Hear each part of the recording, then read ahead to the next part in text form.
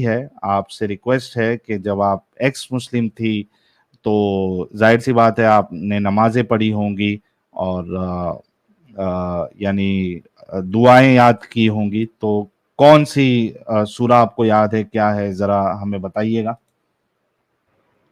जी sir, बहुत ही famous वाली जो है और जो मेरी फेवरेट हुआ करती थी, वो वाली सुना देती हूँ, जिसका मतलब मुझे बाद में पता चला तो मैंने बोलना बंद कर दिया। तो वो है कुल वल्लाहु अहद, अल्लाहुस समद, लम यलिद वलम यूलद वलम यकुल लहु कुफुवन अहद। उसके बाद सना भी है तो मैं सुनाई देती हूँ। सना सुब्हानक अल्लाहुम्मा व बिहम्दिका व तआला जद्दुका व ला इलाहा गैरुका। आप थोड़ा ओके। माइक को आप है थोड़ा ना माइक थोड़ा सा को है ना नजदीक थोड़ा ले सा ले। नजदीक ले ले। अभी आ रही है सही आवाज? हाँ, ये सेटिंग हाँ, पे ही ये रखिएगा। सेटिंग पे रखिएगा। ओके, ठीक है। डन। ओके। तो आई थिंक मैं अपनी स्टोरी स्टार्ट कर देती हूँ साहिल, कि कैसा रहा मेरे ये 12 साल का सफ़र। जी तो प्लीज। Ji, please. यस। तो मैं जो जिस घर में मैं पैदा हुई हूँ, तो मेरी मॉम जो थी, शी वाज़ हिंदू, ब्राह्मण फैमिली से। और क्योंकि मेरे नानी-नाना सब हिंदू ही थे। मेरे डैड मुस्लिम हैं और उन्होंने मेरे मॉम से शादी करने के बाद ऑफ कोर्स मेरी मॉम जो है वो कन्वर्टेड इनटू इस्लाम हो गई। और शायद बचपन से लेके जब मैं अपना मतलब मैं बचपन अपना जब देखती हूँ अभी और तब का, तो मुझे एक डिफरेंस और एक मेंटालिटी में एक वास्ट डिफरेंस समझ में आता है। क्योंकि हमारी जो फैमिली है, तो ये होता है ना, हन्नफी है, शाफई है, 24 है, ये है, तो हम 24 थे। तो डैड हमें मज़ार वगैरह पे जाने के लिए हमेशा मना करते थे। लाइक हम दरगाह वगैरह नहीं जाते। तो उन्हें वो धागा बाँधना, ये सारी चीज़ें बिल्कुल पसंद नहीं थी। तो उतना हमें समझ में आता था कि वहाँ नहीं जाते, बट क्यों नहीं जाते उसका एक्सप्लेनेशन नहीं था। और ऑफ कोर्स कोई सवाल पूछो तो जैसे आपको पता है वो कभी करेक्ट नहीं मिलता। तो हमने जो बोल दिया वो बोल दिया वाला हिसाब था। टिल द टाइम जब मैं आई थिंक अपने में जो सुन्नत होता है कि एक बार 7 साल की उम्र हो गई तो कुरान पढ़ना ही चाहिए, नमाज़ पढ़ना ही चाहिए, वो अपने पे फ़र्ज़ हो जाती है। तो उसी तरीके से मेरी जर्नी भी शुरू हुई।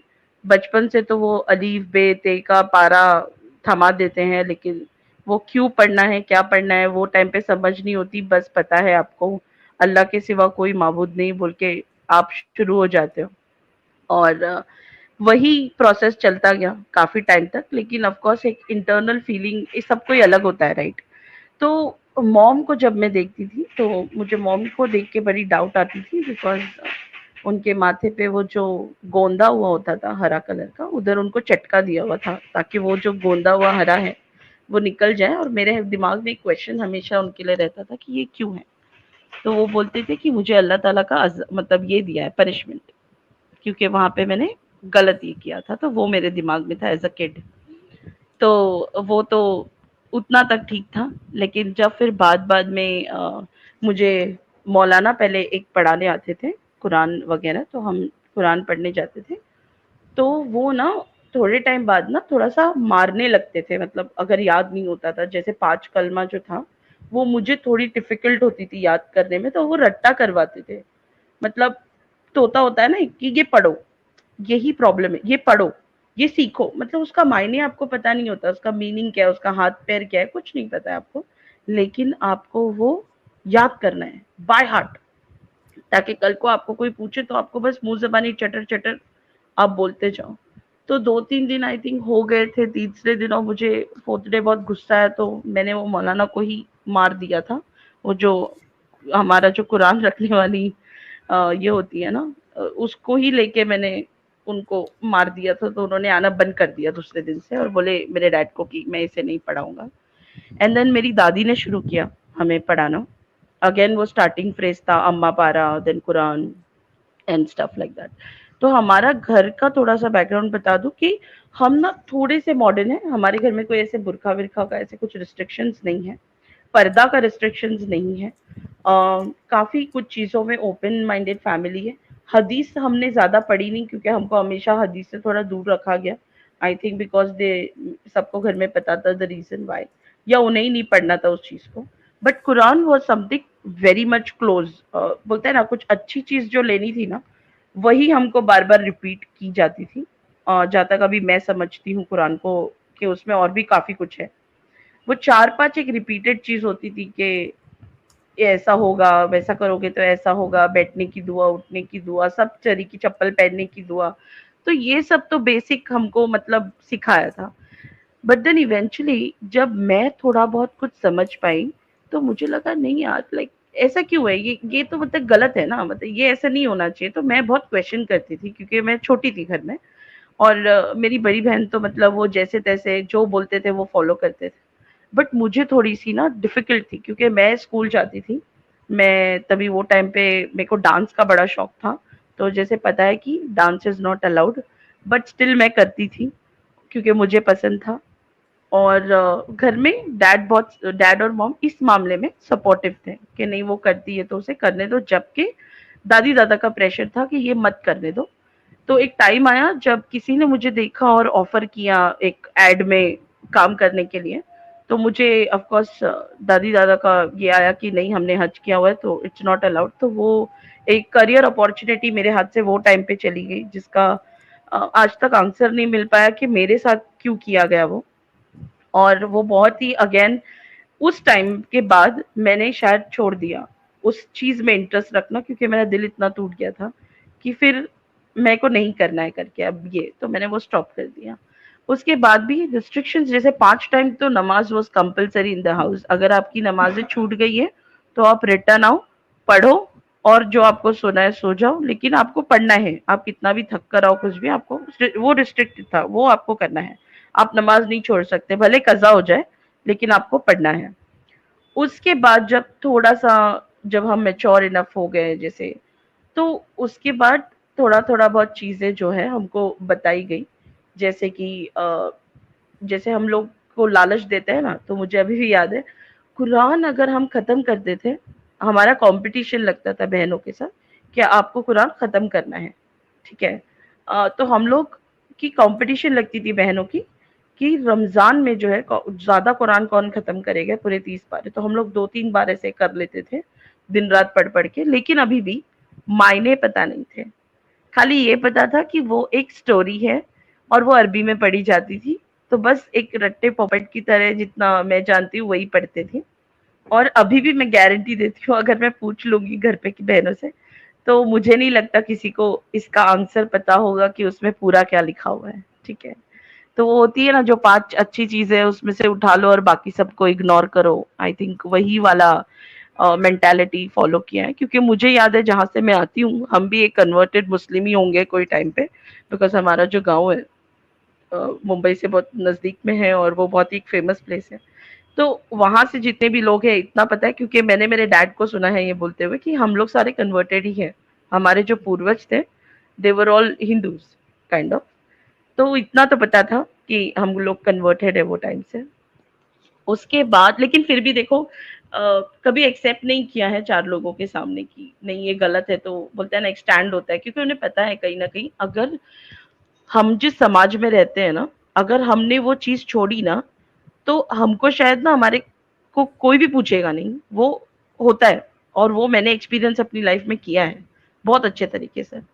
तो वो जब फ्रेज़ आया मेरी लाइफ में, क्योंकि मैं सुनती नहीं थी वगैरह, एक इंसिडेंट है मेरे साथ जो हुआ था, जो मैं कभी नहीं भूलूँगी, और मैं आज भी लोगों को जब वो शेयर करना होता है तो बताती हूँ, और मुझे अभी भी बहुत, बहुत ज़्यादा बुरा फ़ील होता है।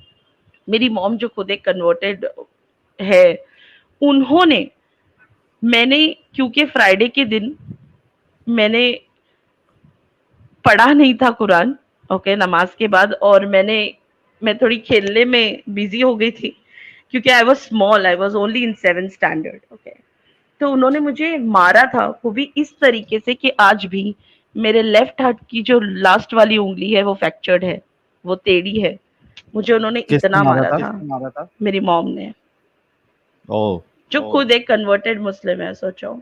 और आज भी वो उँगली को देखती हूँ तो आज भी उसकी हड्डी टेढ़ी है, साहिल भाई।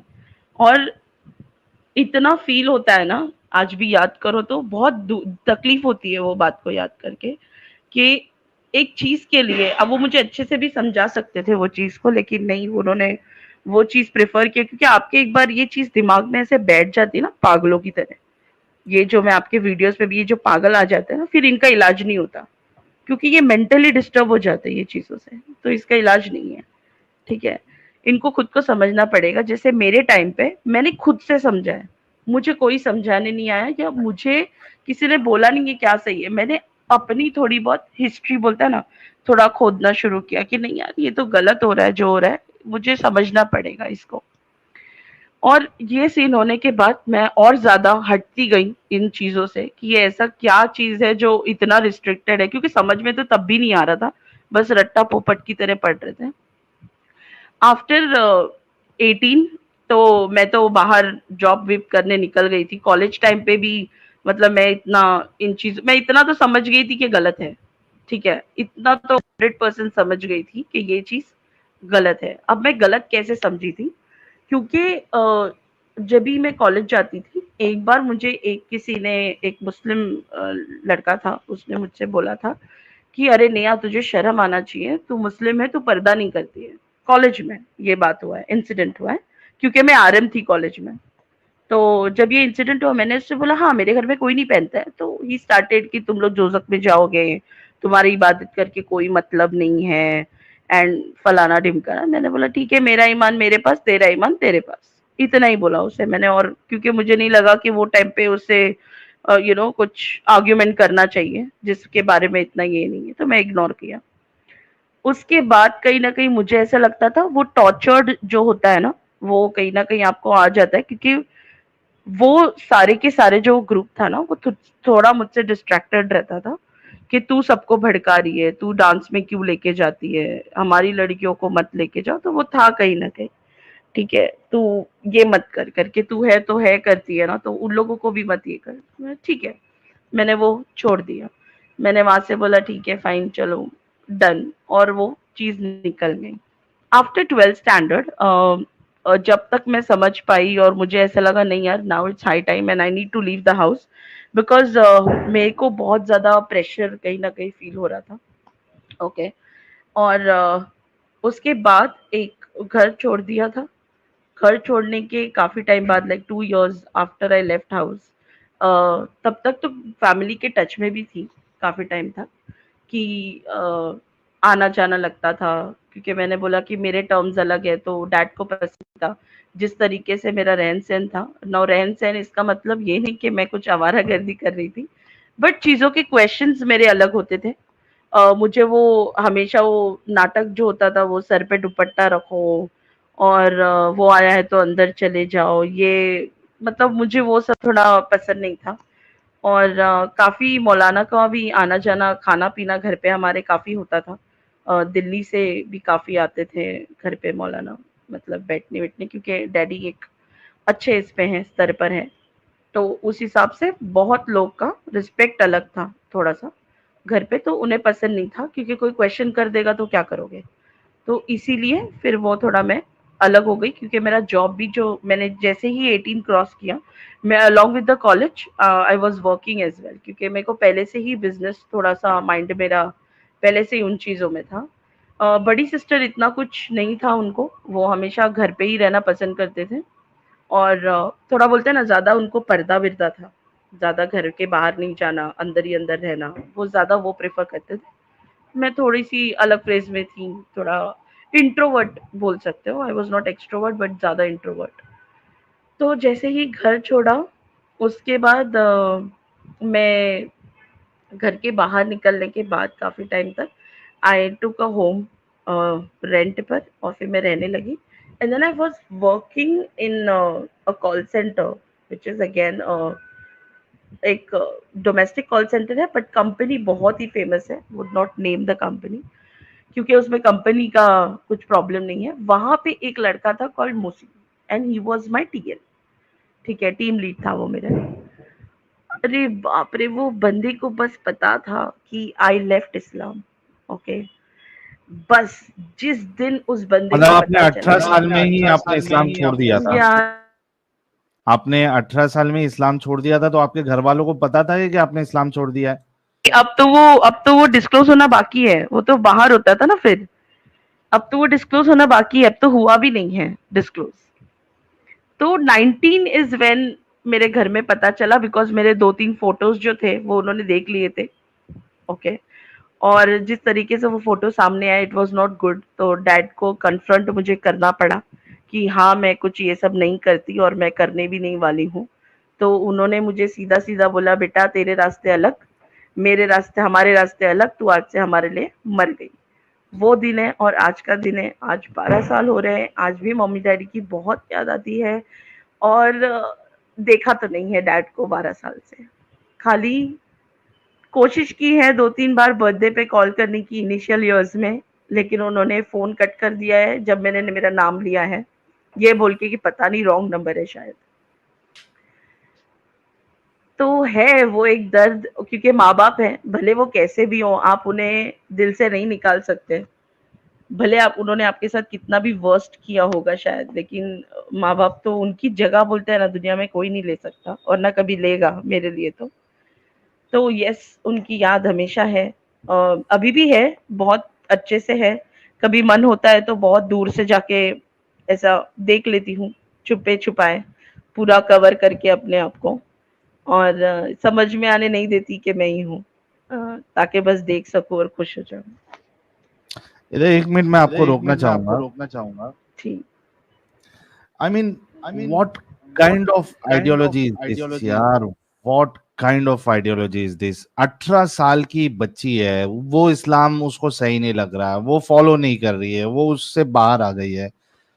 18 साल की बच्ची को ये कहना कि भाई तुम चूंकि अब इस्लाम नहीं फॉलो करती हो, तुम्हारे रास्ते अलग, हमारे रास्ते अलग, और वो फिर अपनी जिंदगी अलग गुजारे, और आप उसके साथ जो है वो अपना कोई भी रिश्ता कायम नहीं रखना चाहते हो।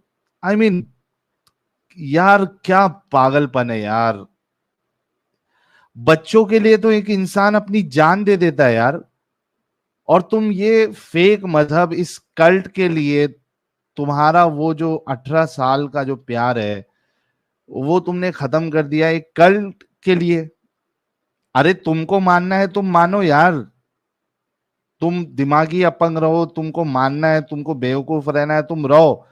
लेकिन अगर तुम्हारा बच्चा नहीं मान रहा है तो तुम उससे सारे रिश्ते तोड़ दे रहे हो, और एक लड़की को तुम ऐसी छोड़ दे रहे हो कि जाओ जो करना है करो, हम तक नहीं आना। चलो, गुस्सा था, 1 साल गुस्सा, 2 साल गुस्सा, एटलीस्ट उसके बाद तो एक बाप का प्यार, एक माँ की जो ममता है वो जाग जाती है। चल ठीक है यार, नहीं मानना है मत मान, छोड़, तो अपने हिसाब से रहे, लेकिन हम तुमको छोड़ नहीं सकते, हमारा प्यार खत्म नहीं होगा। अब इनका 12 साल हो चुका है एंड स्टिल ये अगर कॉल कर रही है अपने वालिद को, अपने डैड को, तो वो बात तक नहीं करना चाहते। सीरियसली सीरियसली बहुत बहुत इसमें पागलपन है, और यही वजह है कि ये लोगों को पता नहीं होती है। जो लोग तारीफ करते हैं ना, बड़े बड़े लोग, वो यूपीएससी या आईएएस की जो कोचिंग देते हैं, वो बहुत इस्लाम की तारीफ करते हैं, कुछ लिब्रांडू तारीफ करते हैं, कुछ सिक्युलर तारीफ करने की कोशिश करते हैं। ये बड़ा प्यारा मजहब है, बड़ा अच्छा मजहब है। ओ भाई, ये है मजहब, ये ऐसा मजहब है जो इस्लाम को ना मानने पे तुम्हारे रिश्ते खत्म कर देता है। माँ की ममता खत्म, बाप का प्यार खत्म, रिश्ता खत्म। तो तुम किस इस हिसाब से इसको जो है ना वो बेस्ट कहते हो, जो रिश्ते तोड़ देता है उसको अगर ना माने तो? बहुत दुख हुआ नेहा जी की ये बात सुन के। I can understand her pain, लेकिन 12 साल से इस तरीके का मामला चलना, that is very sad. We are with you Neha ji. आप आगे बताइए कि क्या आप बताना चाहती है।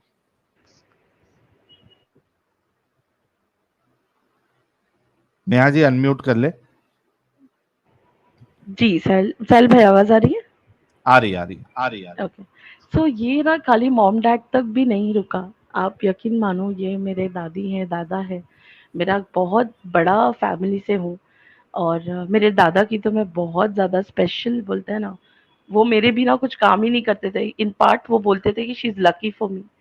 तो वो भी कहीं छूट गया, उनसे भी उनको देखा नहीं है, दादी-दादा है, बुआ है, चाचा-चाची है, बहुत बड़ी फैमिली है आई टेल यू। और ये तो सब बहुत अच्छे से रहते हैं मिलकर, बट मैं छूट गई हूँ। बड़ी बहन है, बहुत छुप-छुपाए मुझसे बात करती है बेचारी, और जब बात करेगी तो वो सोच समझ के करती है कि कोई आस-पास ना हो, क्योंकि उसने एक बारी मेरा नाम निकाल लिया था तो उससे बात करना बंद कर दी थी। जबकि उन्होंने मुस्लिम में ही शादी की है, जो मेरे जीजू हैं। और टचवुड उनको 2 लड़के हैं, तो उनसे भी बात करना बंद कर दी थी घर वालों ने, कि मतलब डैड ने, कि उसका नाम मत लिया करो घर में, वो है ही नहीं अपने साथ अभी, मतलब इन शॉर्ट मैं कभी एग्जिस्ट ही नहीं करती थी शायद वो फैमिली में। और जिस तरीके से जा रही है चीजें, मुझे नहीं लगता मैं कभी उसमें जगह बना भी पाऊंगी, चाहे मैं कितनी भी करेक्ट रहूं। क्योंकि जहां तक मुझे पता चलता है, एक ही बार मुझे एक वॉइस कॉल आया था मेरी मॉम का, मुझे लगा वो पूछेंगी कि मैं कैसी हूँ और कैसे रह रही हूँ, बट अनफॉर्चुनेटली वो मुझे उस कॉल पे बददुआएं डाल रही थी कि अल्लाह तेरे साथ ऐसा करेगा, तू इसमें जाएगी, तेरा कभी खुशी नहीं होगी तुझे, मतलब वगैरह वगैरह। And it broke my heart, मतलब बहुत गंदे तरीके से। सिंस देन शायद मैंने उन्हें कभी इन टच करने की कोशिश नहीं की, और मैंने उधर ही सोचा कि अब खत्म नहीं, अब उनके रास्ते अलग हैं, अपने रास्ते अलग हैं, लाइफ में मूव ऑन करो, प्रूफ करके दिखाओ। और टचवुड, मतलब आई एम ब्लेस्ड बोलूंगी, कहीं ना कहीं शायद मैंने कभी गलत नहीं किया था लाइफ में। ह्यूमैनिटेरियन ग्राउंड पे मुझे लगता है कि मुझे जितने भी लोग मेरी लाइफ में मिले हैं, बहुत ही अमेजिंग मिले हैं, और वो स्टिल कैरी ऑन हो रहा है। I am working right now in a very good company. और मैं किसी रिलीजन को यहाँ पे प्रमोट नहीं करूंगी, because I am following up a religion right now which is great, and I am very happy with it.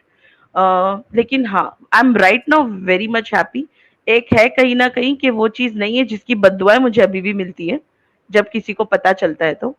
और काफी कुछ ऐसी चीजें हैं जो हुई है, लेकिन अब वो बोलता है ना, आपको इग्नोर करना पड़ेगा।